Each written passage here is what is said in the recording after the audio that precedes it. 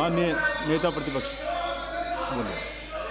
नहीं सभापति महोदय, ये बात सही है कि संयोग कुछ ऐसा बैठा, मैं लगातार सुबह से आके बैठता हूँ।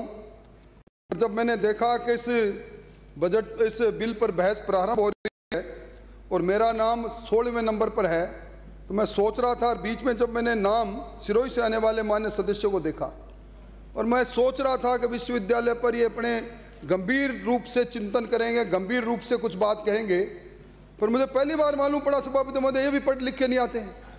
यहाँ आकर एक बिल को पकड़ के बिल को लेकर उसके टाइटल को के आधार पर 4 बातें इधर उधर की कह जाते हैं। मेरा आज भ्रम टूट गया और आइंदे मैं कहूँगा, आप मुझे मालूम पड़ गया कि आइंदा आप खड़े होंगे तो उसमें आप 4 सेकंड 10 सेकंड ज़्यादा बोलते नहीं तो मैं तुरंत आ जाऊँगा। तो सभापति महोदय, जो एब्सेंट हो गए, आप हमारी गंभीरता पे प्रश्नवाचक चिन्ह लगा रहे हो। नाम किसके थे ये तो बता दीजिए। सभापति महोदय बोलिए प्लीज। राजस्थान आईएलडी कौशल विश्वविद्यालय संशोधन विधेयक 2023 पर सदन चर्चा कर रहा है और सही कहा था सिरोही से आने वाले मान्य सदस्य ने। इसके उद्देश्यों और कारणों के कथन में यह लिखा कि राज्य सरकार, लीडरशिप डेवलपमेंट संस्थान जयपुर और industrial finance corporation of India, इसके मध्य 2015 में एक एमओयू हुआ रिसर्जेंट राजस्थान के दरमियान। सभापति महोदय, मैं उस समय भी था जब ये एमओयू हुआ। उस समय दुनिया में चर्चा चली कि इस देश के अंदर पहली स्किल यूनिवर्सिटी राजस्थान में आ रही है और 2017 से जो मूल एक्ट इसका है वो 2017 का है। आकार ले ले। सबसे पहले मंत्री महोदय मैं जानना चाहूंगा, ये जो एमओयू है, जिस एमओयू के अंदर इस संस्था को अपना वित्तीय दायित्व का निर्वहन इन्होंने नहीं किया, ये एमओयू क्या था? इस संस्था ने अपने वित्तीय एमओयू के शर्तों के अनुसार अपना फाइनेंशियल ऑब्लिगेशन कब बंद किया और कब आपने ये निर्णय लिया कि अब इस संस्था का नाम भी बदलेंगे? इसके बोर्ड ऑफ मैनेजमेंट को तो निश्चित तौर पर बदला ही जाना चाहिए, इसके ऑर्डिनेंस में भी बदलेंगे। सभापति महोदय, मूल रूप से ये जो राजस्थान आईएलडी कौशल विश्वविद्यालय का अधिनियम 2017 है, इसके सेक्शन 35A में 35B में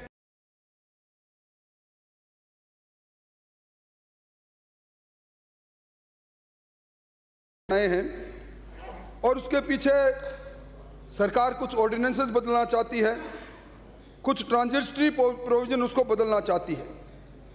मैं सदन का ध्यान विश्वविद्यालय 2017 के सेक्शन जो धारा 1 की उपधारा 1, जिसमें राजस्थान आईएलडी कौशल विश्वविद्यालय को हटाकर अभिव्यक्ति विश्वकर्मा कौशल विश्वविद्यालय प्रतिष्ठापित करने का जो संशोधन लेकर आए हैं, इसमें उन्होंने कारण बताया है। सभापति महोदय, धारा 1 की उपधारा 1 में लिखा है कि लॉन्ग टाइटल हो गया, लंबा नाम हो गया, इसलिए ये सदन के अंदर ये एक छोटे टाइटल के लिए भगवान विश्वकर्मा का नाम इसके अंदर आगे लिख रहे हैं।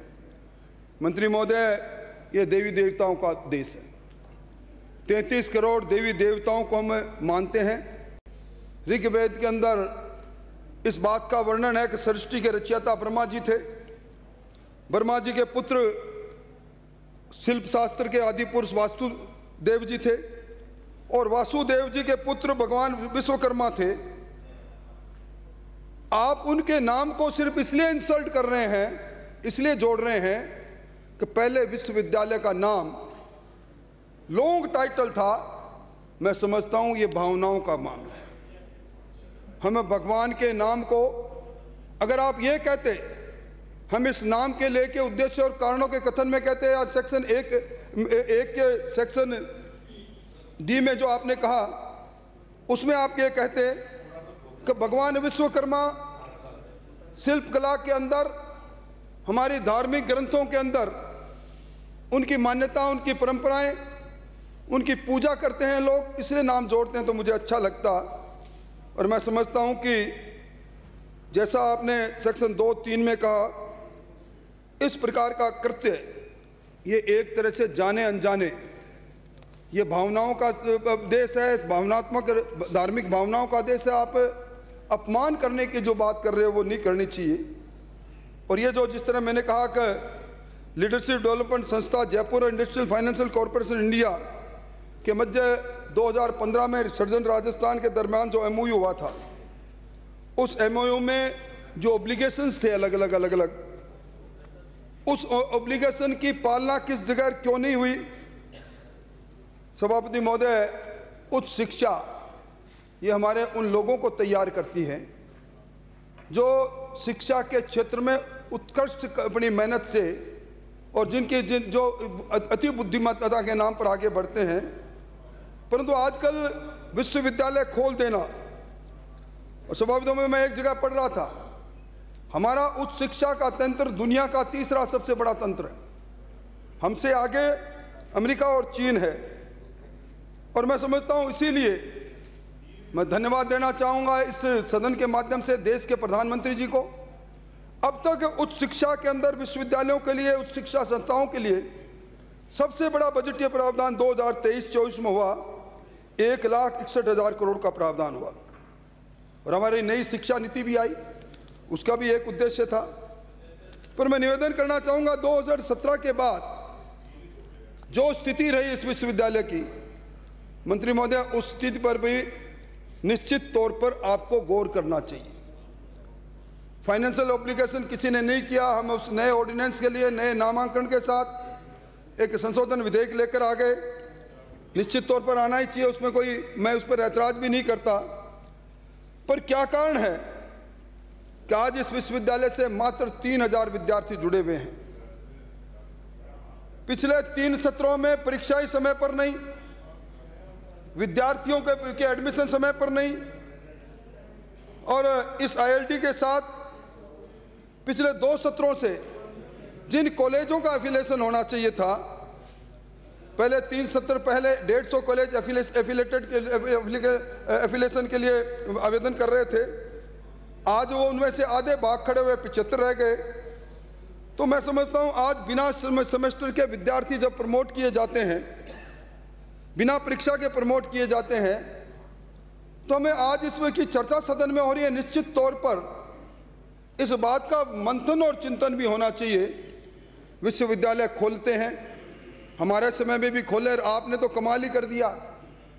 इस सदन के अंदर कोई ऐसा सत्र नहीं रहा जब निजी क्षेत्र या सरकारी क्षेत्र में आधा दर्जन से ज़्यादा विश्वविद्यालयों के एक्ट हमने पारित नहीं किए। पर क्या इन विश्वविद्यालय के लिए हमारे पास उस विश्वविद्यालय को विश्व मानक की बात हम कई इसमें तो नहीं लिखा, कई जगह विश्व मानक की बात करते हैं। क्या हमारे पास फैकल्टी है? क्या इन विश्वविद्यालयों में उसी प्रकार के शोध हो रहे हैं? क्या उस विश्वविद्यालय में अध्ययन और अध्यापन के लिए UGC की ग्रांट के अनुसार हमारे पास सारी व्यवस्थाएं हैं? सभापति महोदय, अभी राजस्थान में रिकॉर्ड विश्वविद्यालय है 92, और 92 में से जो NAC है, जो ये सर्टिफाइड करता है कि UGC के मापदंडों के अनुसार आधारभूत संरचनाएं विश्वविद्यालय के पास है या नहीं, मानव संसाधन है या नहीं, शोध और शोध पत्रों का प्रकाशन हो रहा है नहीं हो रहा है, NAC इन बातों को लेकर मान्यताएं देता है। और उस NAC में सरकारी क्षेत्र में 28 में से 1, वो भी महाराजा गंगा सिंह विश्वविद्यालय बीकानेर, और ये 92 है। 92 में से जो जिसमें निजी विश्वविद्यालय भी है, 22 विश्वविद्यालय NAC से मान्यता प्राप्त है, 17 प्राइवेट और 4 डीम्ड। इस विश्वविद्यालय भी NAC से मान्यता प्राप्त नहीं कर पाया। तो निश्चित तौर पर जब MOU करके, क्योंकि मैं इसलिए कह रहा हूं, सरकार आपकी हो, सरकार हमारी हो, रिसर्जन राजस्थान हमने चलाया, आपने इंडस्ट्रियल समिट चलाई, हमारे वहाँ उस समय 3,40 करोड़ के MOU हुए, आप तो 11 लाख को पार कर गए। संस्थाएं आती है, संस्थाएं हस्ताक्षर करती है, पर फाइनेंशियल ऑब्लिगेशन के बाद ये संस्थाएं चली जाती है, तो कम से कम इस सदन के माध्यम से इन संस्थाओं के बारे में पता लगना चाहिए। और सभापति महोदय, मैं मंत्री महोदय, आप बड़े नौजवान हो, बड़ा अच्छा जवाब देते हो, पर आपने पीछे जो घोषणाएं आपके डिपार्टमेंट के आधार पर की गई थी वो कहाँ खड़ी है? ये जो 2020-21 में आपने संकल्प लिया था, अलग अलग बजट के अंदर संकल्प, 7वां संकल्प था कौशल एवं तकनीकी प्रधान, और उसके पैरा 161 में आपने बजट में कहा राजस्थान नॉलेज कॉरपोरेशन लिमिटेड के माध्यम से इसी स्किल यूनिवर्सिटी जिसकी मैं चर्चा कर रहा हूँ, स्किल यूनिवर्सिटी के सहयोग से emerging new digital technology, artificial intelligence, big data analytics, robotics, online digital school course एक भी चालू किया। मतलब मैं समझता हूँ कि हम यहाँ बात करके और मेजे थपथपा के चले जाएं, सत्ता पक्ष के लोग अपने मंत्रीगणों के भाषण पर मेजे थपथपाएं, हम छोटी मोटी बात कहें तो उसको दरकिनार करके चले जाएं, पर कम से कम इस बात का आत्म मंथन और आत्म चिंतन दोनों ही होना चाहिए। और 23-24 में आपने वो स्किल पर्सनैलिटी डेवलपमेंट के लिए नई युवा नीति, 500 करोड़ युवा कल्याण कोष और 200 करोड़ रुपया कौशल प्रशिक्षण रोजगार के लिए जरूर आपने योजना बनाई होगी। मुझे अच्छा लगेगा कि आप सदन को बताएंगे तो। और ये 2020-21 और 22-23-24 की घोषणा को क्या हुआ? अब आप इसके अंदर जो संशोधन लेकर आए हैं, मैं उसकी ओर आपका ध्यान आकर्षित करता हूं। मूल अधिनियम 2017 में धारा 7 के खंड ए में उसके पास एक AA ये जोड़ रहे हैं, और उसमें विश्वविद्यालय को निरीक्षण का अधिकार दे रहे हैं। कोई ऐतराज नहीं, मतलब मैं, पर निरीक्षण का अधिकार तो आप ले रहे हो, पर निरीक्षण के अधिकार से पहले विश्वविद्यालय जो आज एग्जिस्टेंस में है, पुराना नया विश्वविद्यालय होता तो मैं बात नहीं करता। आप ये तो मालूम करो कि जिन महाविद्यालयों के निरीक्षण के लिए अधिकार ले रहा है अमेंडमेंट के माध्यम से विश्वविद्यालय, उनको एफिलिएशन तो दे दिया क्या इन्होंने? कितने एफिलिएशन के लिए स्किल यूनिवर्सिटी है, स्किल यूनिवर्सिटी के अंदर वही संस्थाएं, वही महाविद्यालय जो स्किल एजुकेशन के अंदर अपने कोर्स को संचालित करते हैं, एफिलिएशन उन्हीं की जरूरत है, उन्हीं के द्वारा की दी गई परीक्षा के बाद में उनकी डिग्री की मान्यता के लिए एफिलिएशन जरूरी है। इस पर जरूर निश्चित तौर पर आप ध्यान दें तो जरा ठीक होगा कि इसके अंदर कहीं हम फिर पिछले दरवाजे से इंस्पेक्टर राज तो नहीं कर रहे। और मैं मुलाजा फरमाएं मंत्री महोदय, 2017 में जो मूल एक्ट है उसकी धारा 22 के अंदर पहले से कुलपति को अधिकार है कि अगर उसको शिकायत मिली तो वो जांच करा सकते हैं। और 2016 के उपधारा 5 में आप जो संशोधन लेकर आए हैं, शब्द ईच एंड फैकल्टी के मध्य में सब्जेक्ट और group of subjects pertaining to the, ये सब जोड़ रहे हैं। यानी 2017 की धारा 5 में मैं जो समझाऊं, I wanted to be wrong, क्योंकि मैंने रात को इसको पढ़ा है, जो प्रत्येक फैकल्टी में एक डीन हो बोर्ड ऑफ स्टडीज का, ये तो हमने देखा है। पर ग्रुप ऑफ सब्जेक्ट में आप इस संशोधन के माध्यम से किसको स्थापित और पदस्थापित करना चाहते हो, क्या लेकर आए हो, ये मेरे समझ के परे हैं। जिस तरह सभापति महोदय हम सोशल साइंसेज की बात करें, सोशल साइंसेज इसकी फैकल्टी का तो डीन मैंने देखा है, पर सोशल साइंसेज की ब्रांचेज हैं, सोशियोलॉजी होगी, पॉलिटिकल साइंस होगी, पब्लिक एडमिनिस्ट्रेशन होगी। हाँ, क्या आपका इरादा सब जगह एक एक डीन को पदस्थापित करने का है क्या? अगर है तो क्या हमारे पास आज की तारीख में, क्योंकि यूजीसी ने डीन के लिए एक एसेंशियल क्वालिफिकेशन तय कर रखी है, हमें कई बार लोग लुभावने उनके लेके प्रस्ताव ले आते हैं, क्या हमारे पास आज अगर आप इस संशोधन को ब्रूटल मेजोरिटी पास कर लोगे तो क्या हमारे पास फैकल्टी है? क्या आपके पास जो आज इस समय में जो असिस्टेंट एसोसिएट प्रोफेसर है, वो प्रोफेसर से नीचे तो डीन बन नहीं सकता, क्या उनको आप इतने कम समय में प्रमोट कर दोगे क्या? इसके बारे में निश्चित तौर पर, और जहाँ तक मैंने जानकारी की है, मुझे बताया 62% फैकल्टी खाली पड़ी आपके, हो सकता है कम हो ज़्यादा हो। मैंने तो एक समाचार पत्र में समाचार लिखा एक बार, बहुत पहले आया था, उसके अनुसार मैं कह रहा हूँ, तो ये भी जरा आप मुझे बता दें। और मैं इस बात के लिए धन्यवाद देना चाहूँगा, सेक्शन 17 के अंदर पहले कुलपति की योग्यता का निर्धारण नहीं था, आपने यूजीसी के मापदंड के अनुसार इसमें कुलपति को की योग्यता के बारे में अहर्ताएं तय की है।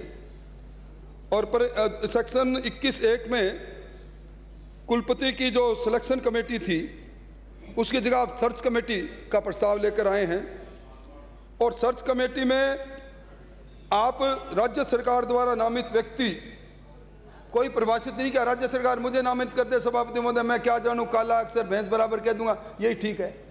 तो कम से कम इस प्रकार के संशोधन के माध्यम से इस बात का विचार करना चाहिए कि हमें राज्य सरकार द्वारा नामित व्यक्ति कौन होगा इसको डिफाइन कर देते तो निश्चित तौर पर बात ठीक होती। और ये जो सेक्शन 21(1) के अंदर धारा जोड़ रहे हो, आप कुलपति को हटाने का व्यापक अधिकार ले रहे हो, मैं समझता हूँ कि ये हम इन विश्वविद्यालयों को स्वायत्त होने की बात करें।